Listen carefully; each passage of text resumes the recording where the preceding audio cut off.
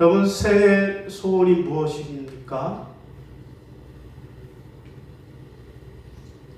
SK 네이트 큐가 최근에 5,683명을 대상으로 설문조사를 진행한 결과 새해 소원이 무엇입니까? 라고 물었더니 응답자의 47%가 새해 가장 이루고 싶은 소원은 경제적 여유라고 대답을 했고요. 뒤를 이어서 32%는 본인과 주변 사람들의 건강이라고 대답했고요. 그리고 한반도 및 전 세계 평화라고, 다음은 취직과 이직 성공이라고 대답을 했다고 합니다. 자, 구체적으로 연령대별로 조사를 해보니까 가족 부양에 가장 큰 책임이 있는 40대 응답자의 절반 이상이 경제적 여유를 꼽았고요. 그리고 반면에 60대 이상의 응답자들은 건강을 꼽았고요. 20대 응답자들은 경제적 여유와 동시에 건강을 강조하면서 균형 있는 삶을 추구하는 경향이 나타났다라고 합니다. 사랑하는 성도 여러분, 올 한 해 여러분이 마음에 소원하는 소원이 무엇입니까? 여러분이 올 한 해 하나님께 기도하는 기도의 제목이 무엇입니까? 바라기는 새해에는 여러분이 소망하는 모든 소원과 기도하는 기도의 제목들이 다 이루어지는 그러한 축복된 한 해가 되시기를 주님의 이름으로 축원합니다. 자, 오늘 본문 말씀은 무슨 말씀입니까? 다윗의 소원 성취 비결입니다. 여러분, 오늘 시편은 다윗의 시편인데 다윗이 인생 노년에 자기 인생을 돌아다 보면서 어떻게 사는 것이 지혜로운 것인가 라고 쓴 지혜의 시입니다. 여러분, 다윗은 어떤 인생을 살았습니까? 우리가 아는 대로 다윗은 본래 목동이었습니다. 목동 생활을 하던 그런 어린 시절에 15이라고 하는 나이에 선지자 사무엘로부터 이스라엘의 왕으로 기름 부음을 받고 안수를 받았습니다. 그 후에 블레셋의 장군 골리앗을 물리치고 이스라엘의 위대한 영웅이 되었습니다.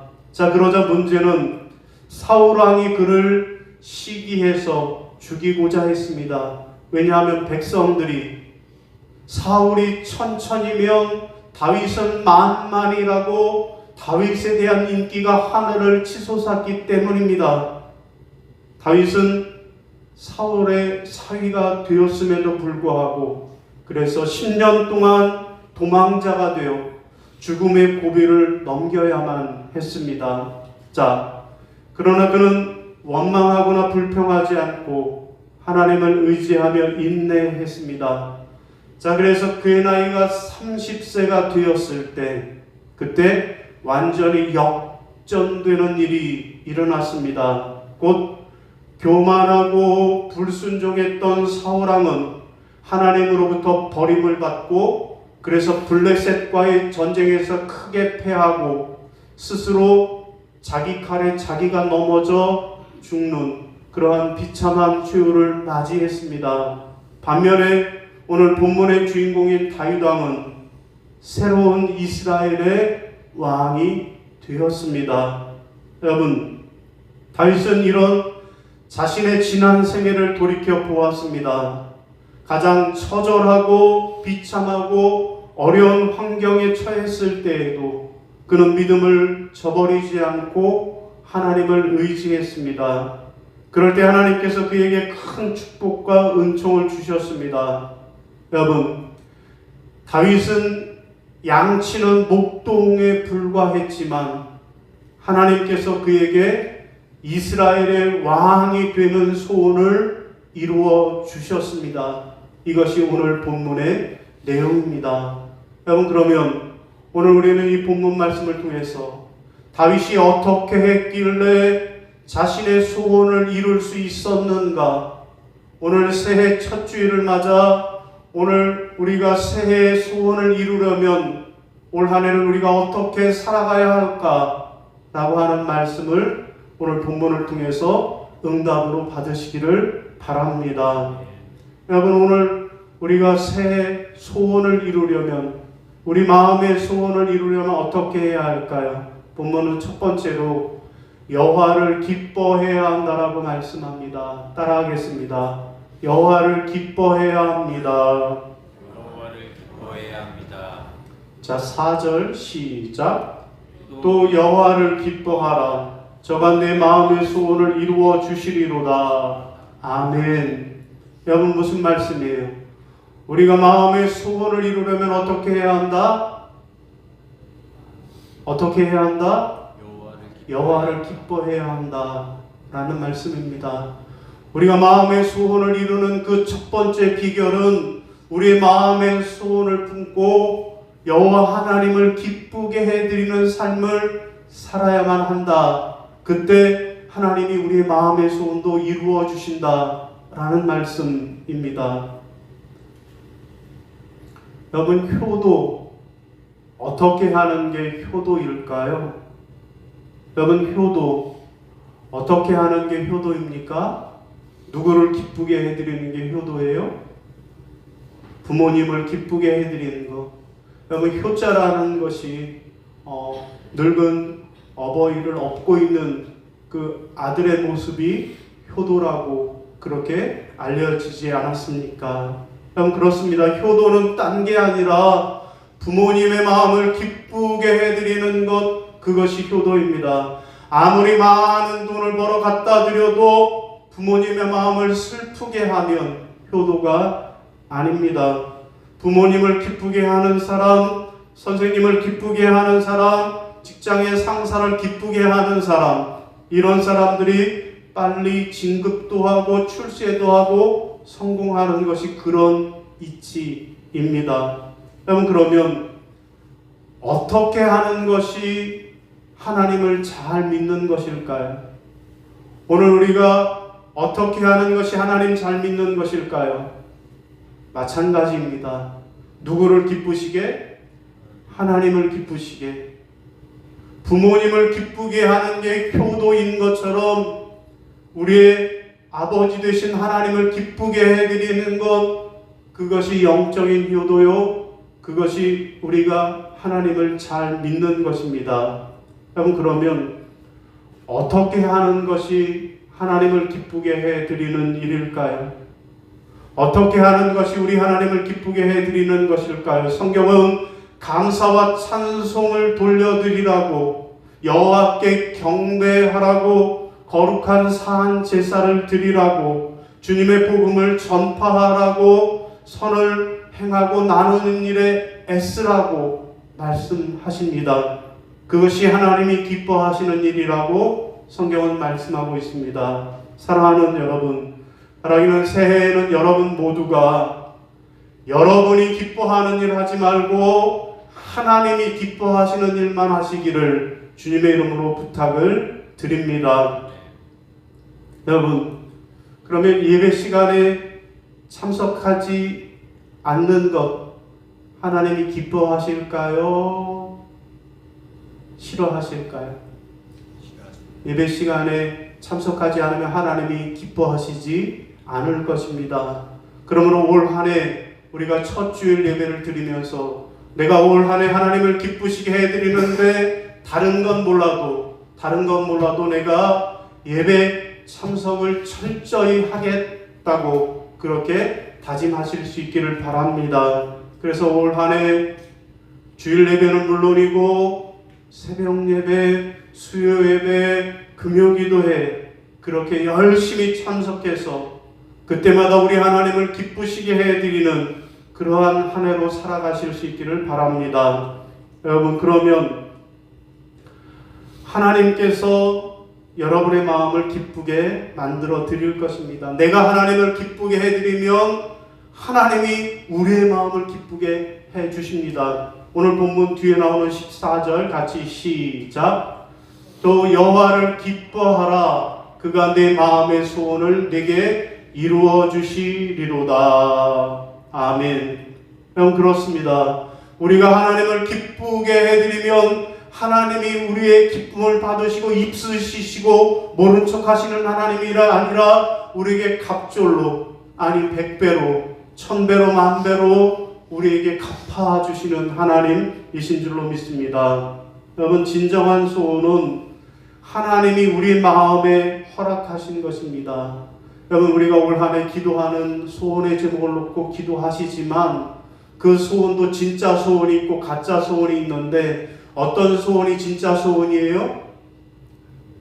하나님이 우리 마음에 허락해 주신 것. 내가 허락한 소원 말고 하나님이 허락한 소원, 그것이 진정한 소원입니다. 여러분, 그래서 우리가 해결하지 못하는 문제, 또 마음의 소원을 놓고 하나님 앞에 나와 간절히 기도하면, 그래서 하나님의 말씀대로 살고 하나님의 일에 충성할 때 하나님께서 그 모든 소원을 이루어 주시는 줄로 믿으시기를 바랍니다. 여러분, 전에도 한번 말씀드렸던 적이 있습니다. 전남 해남에서 한 가난한 소년이 살았습니다. 얼마나 가난했는가 하면 아버지가 머슴이라는 거예요. 아버지가 머슴이면 자기도 뭐예요? 자기도 머슴이라는 거예요. 저희 아버지 때 이야기 같아요. 저희 때도 모르고 저희 아버지 때 마지막으로 아마 머슴들이 있으셨던 것 같은데, 자, 머슴인 아버지를 따라 하루 종일 나무 해오고 하루 종일 풀을 베어야 했다라는 거예요. 자, 그러나 이 소년은 비록 가난했지만 너무나도 학교에 가고 싶었다라는 거예요. 그래서 그는 교회에 가서 며칠씩 기도하다가 마침내 하나님 앞에 편지를 썼다라는 거예요. 어린 마음에 내가 하나님께 편지를 쓰면 하나님이 내 편지를 받으시고 내 편지에 응답해 주실 거라고 생각하고 편지를 썼어요. 편지의 내용은 이런 내용입니다. 하나님, 저는 가난하지만, 저는 머슴의 아들이지만 그러나 공부하고 싶어요. 굶어 죽어도 좋고 머슴살이를 해도 좋습니다. 제게 공부할 수 있는 길을 열어주세요 라고 편지를 썼습니다. 자, 편지를 다 쓰고 편지 겉봉에다가 수신인에는 뭐라고 썼는가 하면 하나님 전 상서라고 썼고요. 발신인에는 오영섭이라고 썼습니다. 자, 이러한 소년의 편지를 발견한 집배원은 야, 도대체 이 편지를 어디에다가 발송해야 하는가? 하나님 전 상서했는데 내가 무슨 수로 하나님께 편지를 배달하는가? 고민하다가 하나님 전 상서라고 쓴 것을 보고 하나님 전 상서면 교회 목사님한테 갖다 주면 되겠다 해서 그 지역의 가장 큰 교회 가운데 하나였던 해남 읍교회 이준묵 목사님에게 그 편지를 전달했다라는 거예요. 자, 이 편지를 받아든 목사님은 크게 감동해서 이 소년을 자기 교회로 불러서 교회가 운영하고 있던 보육원에 살게 하면서 때때로 과수원에 나와 일을 돕게 하고 그래서 중학교에 다닐 수 있도록 도와주었다라는 것입니다. 자, 이 소년은 열심히 공부하고 또 공부해서 전남대 의대에 합격했습니다. 하지만 이 소년의 꿈이 슈바이처가 되는 게, 슈바이처 같은 사람이 되는 게 그의 꿈이었습니다. 여러분, 슈바이처는 의사이기도 하면서 동시에 신학자요 목사이기도 합니다. 자, 그래서 사람들이 말해요. 야, 내가 진짜 슈바이처가 되려면 먼저 신학교에 들어가서 신학을 공부해야 한다 라고 하는 말을 듣고 전남대 의대 합격한 것을 포기하고 한신대 신학과에 들어와서 신학을 공부했습니다. 졸업한 후에 목회 활동을 잠시 하다가 스위스로 신학 유학을 떠나갔습니다. 바젤 대학에서 박사학위를 받고 다시 돌아와서 모교의 교수가 되었습니다. 나중에는 대학의 총장까지 되었는데 이 손이 바로 한신대학교 오영석 총장이십니다. 여러분, 개인적으로 저도 이분의 제자입니다. 신학교 다닐 때 얼마나 열정적으로 강의를 했는지 그 앞에 있는 사람들은 이렇게 우리 교회 앞에 빈 것처럼 앞자리가 비어있는 거예요. 왜요? 하도 열정적으로 하니까 침이 튀니까 뒷자리에 앉아있는 거예요. 여러분도 그래서 뒤에 있는지 모르겠지만, 자, 제가 대학원 다닐 때 대부분 학생들이 기숙사에서, 수유리에 있는 기숙사에서 생활하면서 그러면서 공부를 했는데요. 이분이 한신대 대학원장 할 때 새벽마다 5시만 되면 문을 두드린다는 거예요. 이놈 새끼들아, 일찍 일어나라, 일어나서 기도해라 라고 문을 다 두드리고 다녔다라는 거예요. 그랬더니 학생들이 더 자고 싶으니까 문을 걸어 잠그고 안만 두들겨도 잠을 잤다라는 거예요. 그랬더니 마스터키 찾아와서 따고 들어와서 이불을 제끼고 발로 엉덩이를 차면서 그렇게 기도를 하라고 강조했던 그런 분으로 우리들의 기억 속에 있습니다. 여러분, 어떻게 시골의 머슴이었던 소년이 한 대학의 총장이 될 수 있었을까요? 그 마음의 소원을 하나님께서 기뻐해 주셨는 줄로 믿습니다. 바라기는 올 한 해 여러분이 하나님을 기뻐하시는 일만 하셔서 열심히 예배하고 기도하고 하나님을 섬기고 하나님의 뜻대로 살아서 하나님이 여러분의 소원을 이루어 주시기를 주님의 이름으로 축원합니다. 아멘. 두 번째로 우리가 소원을 이루려면 어떻게 해야 할까요? 여호와께 맡겨야 하겠습니다. 따라하겠습니다. 여호와께 맡겨야 합니다. 여호와께 맡겨야 합니다. 5절입니다. 시작. 네. 너희 길을 여호와께 맡기라. 저가 의지하면 저가 이루시고. 아멘. 여러분, 무슨 말씀이에요? 올 한 해 우리가 마음의 소원을 이루려면 여호와께 먼저 맡겨드려야 하고요. 두 번째, 여호와를 기뻐해야 하고, 두 번째는 여호와께 맡겨드려야 한다라는 말씀입니다. 여러분, 옛날에 한 선교사가, 오래된 이야기인가 봐요. 시골길에 택시를 타고 지나가고 있었는데 동네 한 아주머니가 큰 보따리를 머리에 이고 터벅터벅 걸어가는 모습이 안 돼 보여서 택시를 세우고, 할머니 저와 함께 택시에 타세요라고 택시를 태웠다라는 거예요. 자, 그런데 이 아주머니가 택시 안에서도 보따리를 머리에 이고 계속 가는 것을 보았습니다. 선교사가 말해요.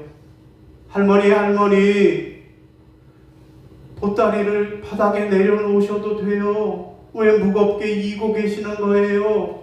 그랬더니 그 할머니가 하는 말이, 안 됩니다. 내가 택시를 얻어 타는 것만 해도 미안한데 어떻게 짐까지 맡길 수 있어요? 라고 거절을 했다라는 웃지 못할 이야기입니다. 여러분, 요즘 사람들은 맡기기를 싫어합니다. 누구에게 뭔가 맡기는 거 싫어한다라는 거예요. 내 인생은 내가 알아서 한다라는 거예요. 자식들도 부모가 간섭하는 거 원치 않는다라는 게 내가 알아서 한다라는 거예요. 그래서 하나님께도 맡기지 않습니다. 걱정, 근심, 두려움, 공포, 불안을 다 간직한 채 그래서 힘든 인생을 살아가는 겁니다. 그러나 우리 믿는 사람들은 삶의 목표도 하나님께 맡겨드리고 우리 인생의 짐도 하나님께 맡겨드려야만 합니다. 하나님을 의지하고 하나님께 충성하면 하나님이 우리의 마음의 모든 소원을 이루어 주십니다. 여러분, 그러므로 여러분의 인생의 모든 수고하고 무거운 짐, 여러분이 기도하는 제목, 여러분들의 소원을 하나님께 맡기시기를 바랍니다. 하나님께 맡기고 기도하시기를 바랍니다. 그러면 하나님께서 그 소원을 이루어 주실 줄로 믿으시는 저와 여러분이 다 되시기를 바랍니다. 여러분, 어느 교회인가 하면 원주 영광교회입니다. 저도 2000년에 이 교회에서 2001년까지 한 2년 정도 부목사로 섬겼던 그런 교회. 그 비슷한 시기에 찍은 사진이 인터넷에 있어서 한 장 올려드리는 거예요. 자, 이 교회는 특별히 기도를 많이 하는 그런 교회로 아주 유명했습니다. 저희 할머니가 제가 여기 부목사로 있을 때 우리 손주가 부목사라고 어떤 교회인지 궁금하다고 한번 오셨어요. 근데 담임 목사님이 1부서부터 4부까지 7시 반, 9시, 10시 반, 12시 4번 1시간 반 간격으로 설교를 이분이 길게 해서 한 50분 해요. 그러면 예배가 1시간 반 꽉 채우는 거예요. 그럼 1시간 반 예배 드리고 나갈 때 그 2부 사람들이 들어와요. 2부 끝나고 나가면 3부 사람들이 들어와요. 계속 쉬지 않고 들어가고 나가기를 반복합니다. 그래서 이 교회의 별명이 예식장 교회였어요. 어쨌든 이 목사님이 얼마나 기도를 강조하고 기도를 본인이 또 많이 했는지 금식 기도를 특별히 많이 한 분이었습니다. 여러분, 그랬더니 저희 할머니가 예배 끝나고 저한테 와서 그래요. 귓속말로. 예, 근데 왜 목사님이 입 빠진 소리를 하니? 저는 잘 몰랐는데 실제로 이분이 이빨이 많이 빠졌어요. 왜냐하면 금식을 하도 많이 하니까 건강이 안 좋아서 이빨이 빠졌어요. 그래서 설교할 때도 입 빠지는 소리를 그렇게 하셨다라는 거예요. 자, 어쨌든 원주 영광교회 한 성도의 간증을 여러분에게 소개합니다. 이분은 왼쪽 다리가 마비가 왔어요. 그리고 온몸이 이상해서 그래서 병원에 가서 진찰을 받았습니다. 진찰 결과는 뇌종양이었습니다.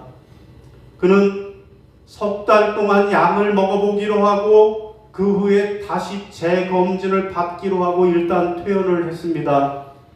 자, 매일 약을 먹는데 근데 약이 너무 독하다 보니까 몸이 점점 더 약해졌습니다. 편도선이 부어올랐고 머리카락은 빠지고 진물이 생겨서 피부가 다 헐었습니다. 이도 새카맣게 변하고 얼굴과 온몸의 피부도 검은색으로 변했습니다. 결국 수술도 할 수 없고 약을 먹을 수도 없는 그런 지경에 이르렀습니다. 그는 종양이 점점 커져서 죽어가고 있었던 것입니다. 그래서 그는 그때 판단을 하기를 이 병은 도저히 약으로는 고칠 수 없다라고 판단하고 하나님께 맡기기로 했습니다. 살든지 죽든지 하나님만 의지하기로 했습니다. 그래서 교회를 안 다니다가 평생 처음으로 아내를 따라 교회를 처음 나왔어요. 처음 주일 예배부터 1부 예배 드리고 2부 예배 드리고 3부 예배 드리고 4부 예배까지 주일 예배 모든 예배를 다 드렸어요. 뿐만 아니라 새벽 예배에 나와서 기도하고 수요일 밤, 금요일 밤은 특별히 6시간짜리 철야기도인데 그 철야기도를 온라이트 하면서 매일 그렇게 금요 철야를 했습니다. 구역 예배도 드리고 그러니까 예배라고 하는 예배는 다 참석해서 예배를 드렸습니다. 자, 그러던 어느 날 몸이 죽을 것 같은 내가 이러다 죽겠다라고 하는 생각이 들었는데 그때 체험을 하게 되었습니다. 그런 생각하기를 내가 이렇게 죽는가 보다. 그런데 희미해지는 정신으로 아내를 보니까 아내가 밤새도록 밤새도록 울면서 하나님께 부르짖어 기도하고 있었습니다. 하나님, 제발 살려주세요 하고 기도하고 있는 것을 보았습니다. 자기가 죽는 것 두렵지 않은데 자기를 보고 우는 아내가 너무나도 말할 수 없이 측은했습니다. 그래서 자기도 하나님께 불쌍히 여겨달라고 기도했습니다. 자, 그러다가 잠이 들었는데 꿈을 꿨어요. 꿈을 꾸는데 흰 옷을 입은 예수님이 좌우편에 천사들을 데리고 하늘에서부터 내려오시는 것이었습니다. 그러더니 자기 집으로 들어오시는 것을, 자기 집으로 걸어 들어오는 예수님을 보고 그 순간에 잠에서 깨었다라는 거예요. 자, 이런 체험이 있은 후에 그는 한 발자국도 걷지 못했던 사람이 혼자 스스로 일어나 걷게 되었습니다. 아픈 통증도 하나둘씩 없어지기 시작했습니다. 모든 것이 원상태로 돌아왔습니다. 하나님께서 그를 치료해 주셔서 깨끗이 나았습니다. 그래서 병원에 다시 달려가서 재검진을 하고 재진찰을 받아보니까 의사가 하는 말이, 아니 어떻게 된 거예요? 뇌종양이 하나도 없이 사라졌네요 라고 하는 것입니다. 그는 그 이후로 만나는 사람마다 길이든 어디든 가다가 만나는 사람마다 붙잡고 하나님이 나를 살려줬다고, 내가 하나님께 부르짖어 기도했더니 하나님은 살려주셨다고, 하나님은 살아계시다라고 전도했다라는 것입니다. 사랑하는 여러분, 여러분도 여러분의 인생을 하나님께 맡기고 기도하셔서 하나님의 응답을 받는 그런 한 해가 되시기를 주님의 이름으로 축원합니다. 오늘 말씀을 정리하겠습니다. 여러분, 오늘 말씀은 다윗의 소원 성취의 비결입니다. 그가 일평생 어떻게 살아서 하나님이 자기의 소원을 들어주셨는지 그 비결을 이야기하는데, 다윗이 소원을 이뤘던 비결, 오늘 우리가 올 한 해 마음의 소원을 이루는 비결은 무엇일까요? 첫째는요, 여호와를 기뻐해야만 합니다. 하나님이 기뻐하시는 일만 하시기를 바랍니다. 특별히 주일 예배에 반드시 참석하셔서 우리 하나님을 기쁘시게 해 드리시기를 바라고요. 둘째는요, 여호와께 맡겨야 하겠습니다. 하나님께 여러분의 인생의 모든 문제 맡기고 기도하셔서 응답 받으시기를 바랍니다. 사랑하는 성도 여러분, 바라기는 올 한 해 하나님이 기뻐하시는 일만 하고 하나님께 모든 문제를 맡기심으로 여러분의 마음에 소원하는 그 일들이 다 이루어지는 그런 축복된 한 해 되시기를 주님의 이름으로 축원합니다. 예, 자리에서 일어나셔서 결단